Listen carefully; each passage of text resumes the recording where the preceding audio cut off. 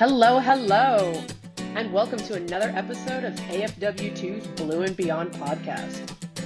This month, we have our very own Coach Connie, who sat down with the 2019 Warrior Games Ultimate Champion, Chunte Gonzalez. Let's listen in to see what they have to say. She is here. And this first, before we talk about anything, let's talk about this hair. This hair is for you. Absolutely amazing. Thank you. What spawned it? What made you change it up? Well, I'm sure a lot of people could relate during the COVID quarantining and social distancing. I noticed that my hair was just constantly like in a top knot or a bun, and I swore when I got out of the Air Force I was not going to rock a bun or a top knot in any fashion at all.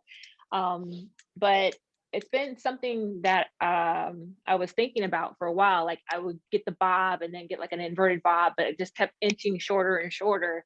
And then finally I just said, screw it, just take it all off. And it was super short. It was a lot shorter than what it currently is. But it wasn't like I don't know, like I had an epiphany or anything. It was just like, gosh, things are just so much easier in my life because my hair now. I mean, I can have fun with it. I've been playing with the colors a little bit, gearing up for, trials. Hopefully I can get some more fun colors in just to have something to do, just change it up a little bit. Well, a lot. I like it. It was a lot. I'm like, I feel like I rocked the shortcut once upon a time, and you rocking a long and wavy, and we just did a little turn on its little switch up.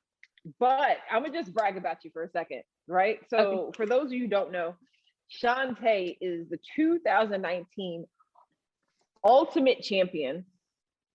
2019 Ultimate Champion from Warrior Games. She won the 100, she won shot put, she won this, she won that, and it just continued to go and go and go and go. So Chunte, we're just gonna talk just a little bit about your journey. So what did you think before you signed up for AFW2 Wonder Warrior program? What were your thoughts before your first event? Before my first event, or just when I was enrolled into the program? Yeah, before your first event. You heard about AFW2, because I love this story. That's why I want to bring it up. So you signed up for AFW2 and you showed up to your first event. What was your preconceived thoughts about it? A lot of fear. I almost didn't show up. Prior to attending my first caravan at Andrews, it was in 2018. I was much of a recluse. I didn't leave my house a lot, didn't socialize with a lot of people. But that spring in the March rewind, I saw an Invictus video that I received from AFW2 at the time, talking about the Invictus Games in Australia. And I had no idea what it was about, had no idea, was not informed. So attending my first caravan was going to be the first step. And I literally was in my house at the door and just sitting there, like stuck. And I remember Tristan, one of the AFW2 staff members, reached out to me like, hey, are you still coming? And I'm not even certain had he not reached out to make sure I was still coming, because it was like a couple of hours had passed if I would have showed up. But I was stuck in just that place of like, I can't do this. It's too much. It's like a lot of the things that have been in that cycle of telling myself that I can't do this. And that little push was just like, yes, I'll be there. And I showed up. And it was a lot. There was a lot of hugs. There was a lot of people. There were a lot of hands coming at me. And it was just like, oh, just please back up, please. It was a lot. But it was good. It was really, really good experience. So the first day. The first day. So you got there, all right? It's like, because I remember the moment where Tristan came to track practice, was like, Coach, Chunte Gonzalez, take her under your wing. I had no idea what to expect. But once you came in and you were just so determined, like, hey, teach me. I want to know. I'm ready. I was like, wow, I thought you were going to be a problem, but you weren't. So now that you saw what everything was all about, how does your mindset begin to shift? It began to shift. Instead of like saying like the can't or like this is impossible, because I know like I had my goal of just like, in order to the overreaching goal of to get to Invictus, there was like your care event, I've been training at that time to get to trials, to hopefully make the team for Warrior Games. And it was just that drive to where it was just like, I was willing to do anything, just, listen to the coaches, whatever I need to do, keep doing what I'm doing. And really just be open-minded. It was really because I don't come from a sport background. I didn't play sports in high school, or even while I was active duty Air Force. I was actually a dancer. I practiced ballet and modern dance in high school. So for me, it was just like completely out of my comfort zone, but it was something that came very natural to me. So it clearly was. You did answer the question. You did. No, you did a great job answering that question.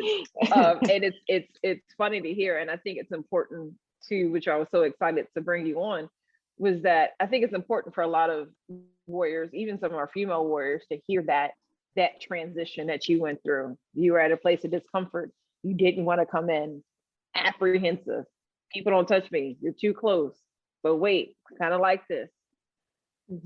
Now what do I want to do? So after this transformation that you went through and you were completely on board, you showed up to Air Force trials to compete for potential to compete as ultimate champion.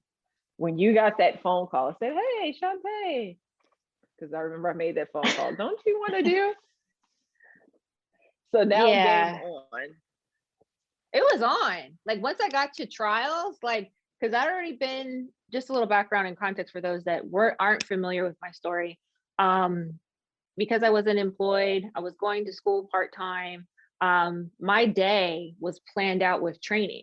I'd go to the gym, do my strength training. I'd go to the pool. I had time allotted through the week to do my rides. I had to teach myself archery, find get in touch with, Wounded Warrior programs that offered it for free. Like I had to learn, to compete for Ultimate Champion in the 8 different sports. It's like, well, hold on a second.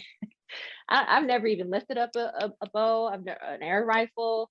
I get that you got to aim and shoot, but it was a lot to grasp. And I was like, I was ready. It was like game on. I'm here to put in the work and compete. And you did. And obviously it showed. So you competed against Brett Canfield, Heather Nene Wright, Rob Hufford, the Huff. It was a fun competition to watch for sure. But the little fun fact, and we talked about it before, is that you actually finished second at Air Force trials to Brett Canfield. Right. But now we're getting ready for Warrior Games, right? Going as his ultimate champion. Did your mindset shift from Air Force trials once you knew what to expect going into Warrior Games? A little bit, because of course at Air Force trials, when I got there, I knew you and Tristan, and that was it. I didn't know anyone. And then got there, met more people, and got a little bit more insight to where, okay, this is what the trials experience is like, but I got some insight from the athletes who had competed at Warrior Games, Smitty, Rob, Brett, and Kristen, like anyone I can get in their ear a little bit, just to share a little bit of pieces of what it's really like, because now you have the other sister services that you're competing against in the other countries, so it's just like a bigger platform. But all it did for me to transition was to make my mindset set bigger, to think outside the box a little bigger. And what not necessarily that there's more competition, because I never really focused on like the numbers that, I would have my boy Brett always constantly like, well, there's this so-and-so, Sally's going to be there. And for me, it was just like, I had the blinders on, and that was good information to know, but I was not concerned because I was on a mission. I just had to be like, okay, they're people just like me, but I can only control what I can control. And I'm here to compete and do the work.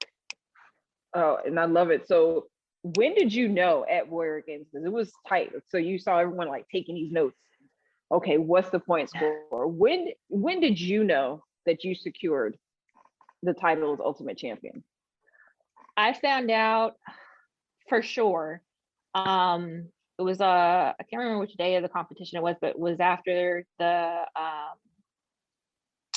my swimming event, the 50-meter freestyle event. And I was interviewed. Oh gosh, her name's escaping me. Callie's other half. Rachel. I don't remember her name. Rachel. She was there by the pool, like she was right there, like right afterwards. And it was just like, because of course this was my last like event that I had to do. I mean, but at that point I wasn't sure how close we were in the points, but it was just pretty much she gave me the insight. Well, you pretty much just had to get in the water. Like you got to just get in and complete it, and it was done, and take my points and take my place. But she shared it with me, and we had like a moment, and it was just like, holy crap, I did just win it, and it was like, Yeah. I don't know, it was really surreal, but it was crazy. But I just remember she was just oh my God, she was smiling and like, oh my God. But it wasn't real, like it still wasn't like, is it for real? Like, did I really? But she was like, yeah, you did, and by a lot, but by how much I didn't know. Leading up to the events, I remember Doc was just like, just keep doing what you're doing. Just keep, if you keep going and the path the trajectory that you're going, just keep doing what you're doing, Chunte. Don't worry about the numbers. Don't worry about the points. You're doing fine. And that was enough. Yeah, that was it. So, I know Rachel, she's a part of the page, and sometimes she tunes in. Rachel, thank you for passing that news on. Rachel Francis Quinn to Chunte. So you're on stage, and it's funny, actually, going back, Ross Alwan of the Army, he actually told me at track, he was like, we're not going. He was like, Shantae's gonna run away with it. It's not even gonna be close. So he actually conceded victory to you after the track competition was over. So as coming from, because sometimes we have to think a little bit differently as women. And with today being Women's International Day, what's up, women of AFW2? But you're coming into this competition, and this is, in some ways seemingly supposed to be a man's race. Sure. But here you are, and you came in and took over. Did you have any thoughts about that? Just coming from the perspective as a woman competing with men? I knew they were my competition, but I was game. Like, let's do it. Like, let's do the dance. I'm on. It wasn't like, like some, I don't know, comments like, well, she did all right, for, competing with other women, or the different categories, or the different people. Because of course, everyone's in different categories that they compete in. But I mean, every warrior was my competition, even those that weren't in the Ultimate Champion running, even from the other sister services in other nations. But the support from both the men and the women, like from day one, even when we had like our week of training and got to meet the athletes, and it was just like, I was rooting for everybody, but of course there was one winner. And, I was out to, my mantra, we can get into it later, but I have my own mantra where it's just like, wish everybody luck, do your best, but I'm coming to do my best too, and I was hungry, and it was an amazing experience. Like learning like, the memories that I can remember and reflect on that are related to a feeling, and the adrenaline that I feel, even feeling now with my heart, racing, just thinking about it. It was just that more push, just to kind of just see it through, like, I can do this. I will do this. It's happening. Yes. It's like you manifested it, and you spoke it into it. I was about to say Invictus, because that was my next question, into existence. But now we fast forward ahead. Invictus, that was once upon a time Invictus 2020 to 21. Now to Invictus 2022.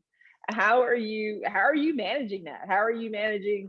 I'm getting ready for Air Force trials, to Warrior Games, and now preparing for your first Invictus team.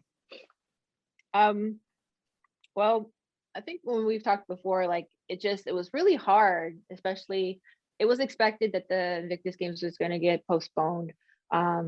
Everything, at least how the schedule was working, go to trials, Warrior Games, get ready and gear up for Invictus. But then it was like Invictus got put on hold, and it was just like I was on target, like an arrow, but the target kept moving.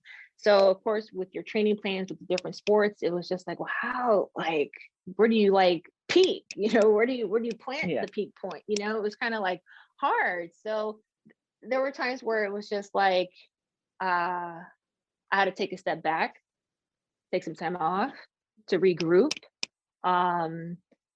not train, do some self-care. At this point, we were also going into like the more virtual Zoom calls, where for me, that's a challenge. So I had to do some work with that with my therapist. And because with how we were evolving to be more virtual, like, again, my mind, it was just like, no, I don't, like, I don't want to do this. It's uncomfortable. It doesn't make me warm and fuzzy or feel good. But with how the competitions were changing, and now we're going to be, doing online practices with the coaches and gearing up for a virtual trials for this year, it was just, I had to work on my mindset again. Something that I thought I had mastered, I just had to regroup because it adjusted. So it's a constant work. It's a struggle, but you have to constantly be working on your craft. So I had to get my mind right. Then being flexible too, right? Because of course, everyone was dealing with gyms closed and pools closed, and we couldn't leave for 30 days from our houses. So it was just like, okay, go back to my basics. Well, focus on what I can do, get the equipment, even if I didn't have the equipment, like, I had to work with what I had, and put some more money investing into a second gym. I had just one little area in my my basement that's now been converted to the cardio room and recovery mobility room. And my half of my gym I took from one of my vehicles, and that's where I do my weight training, because I still had to train. I couldn't just stop because the rest of the world was paused. Like, I had to keep at it. So and this is the other part that I kind of want to get into. So obviously, like, you're at work right now. Yes, on my lunch. I'm on my lunch break. Lunch break. So she's not like, oh, Christy Curry said you're so inspiring. They came from Christy Curry. Thank you, Christy. But you're working. You're a mom, full-time wife, full-time athlete. Like, where's the balance? Like, how do you juggle that? It's hard for me to be a full-time person. So, it's but you're hard. Like all it these is, people. I'm gonna tell you, gearing up for Warrior Games, I was a full-time athlete and a full-time student, and then I graduated with my master's in 2019 in May, right before Warrior Games. So then, like, school was out the mix, but then I got hired with the Department of Navy to work with the Marine Corps. So even when I started my job, as a civil servant, and it's like, hey, I'm Chunte Gonzalez, but I'm the ultimate champion, DoD warrior. Like, I tell my story anytime anyone gives me an opportunity. And I'm an athlete. Yes, I'm a mom.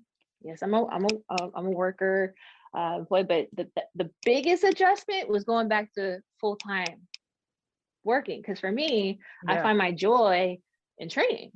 Playing outside, go ride my bike, go train, go for a hike, even if it's not like a sport specific training, something that's active, to where I was really struggling just being inside. So you have to carve out the time, and the biggest thing was, okay, one, listening to my body, because I still have my ailments that they sneak up and they want to flare up, and I may have plans to go and do all these things this week, and then it's like, well, actually, you're going to be on bed rest for 2 weeks, and you're not even going to be able to leave the house or get out of your bed. But as soon as my body was feeling good to adjust and adapt, I was back to it. So always listening to my body, looking at quality over quantity. So it was never like, just looking at my training schedule, because I have my whiteboard in my gym and my journals, and I track, but it was never like, as a failure, like, well, shoot, I had all these things planned and all this time I had to fit into, a 7-day week. but I kind of look at how my schedule is color coded with my sports and the events. And it's just like, can I at least hit everything twice, and then like the track and the cycling and what's the other, swimming, which was completely taken away. I don't have a pool, but there's other exercises and movements that kind of overlap into each other to at least hit each of those twice. And try to fit it in where there's times where I'm not needed with my family, like, because of course everybody was at home. I've just recently in the past month been more on site, but everyone was at home. Kids were COVID school, so I was not athlete, mom, wife, caregiver for my mother, but then also I'm the school nurse, I'm the school Wi-Fi technology person, I'm the lunch lady, to work out the menus for everybody in the house of who's eating, like it was a lot. And there were times where it was like, I can't do it all, and I can't do it all the time, Yeah. And so that balance, it's never 50-50, 20-20. It's sometimes, my training, it's like, it is 80% of the time I do get it in. I get up early in the morning, 4:00 in the morning, 4:30 in the morning, when everyone's asleep. They're not missing me if I go knock out an hour and a half, 2-hour training session, or after school when everyone's like, doing their social stuff, or, Gabe's still working till 5-6 o'clock at night. But then when it's family time, I shut it down.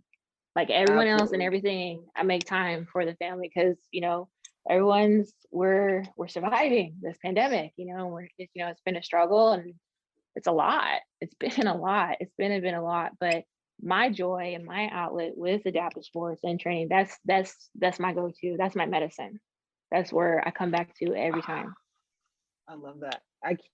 So every time I look down, so you guys know, I use the emojis at the bottom like crazy on a Facebook Live. So if you hear some jewels or gems being dropped, then please do so. But I love what you're saying about use adaptive sports as your medicine. I love what you said about quality over quantity. It is something that that I preach in training often, but it applies in so many different facets of life. And from what I hear from you, period, is that you make a choice to do all these things. Like you make this choice. And this is again why I was so excited about talking to you, is because you make an active and conscious decision on what you're going to do with your life, right? Or how you're going to balance out training in this. It's like you're like team no excuses. It's like, if I can do it, but it's just finding that balance. So with that being said, because we have Christy Curry, watching, we have Marjorie Hinkle watching, of course your boy Tristan is giving you shout outs all over. Billy Black is tuning in, and not just to our female warriors, but to our warriors in general. What words of wisdom can the ultimate champion from 2019 impart onto our warriors? Be open mind, have an open mind, as wounded warriors, is, we have all of our stories are different, but we all share something in common, which is, a loss of something or an ability or an experience or a career. Like I had to walk away, it was medically retired, and we've all grieved and lost something, and having the willingness to have an open mind and an open heart to try something new. I know we've had a lot of new warriors come that are coming to Air Force Charles for the first time in a virtual, setting. Is very it's different, and it's probably not the same experience as what it would be in person, but we're all still able to connect. We're all still able to encourage each other and, get a training session in. I've met like Marge, I've met her.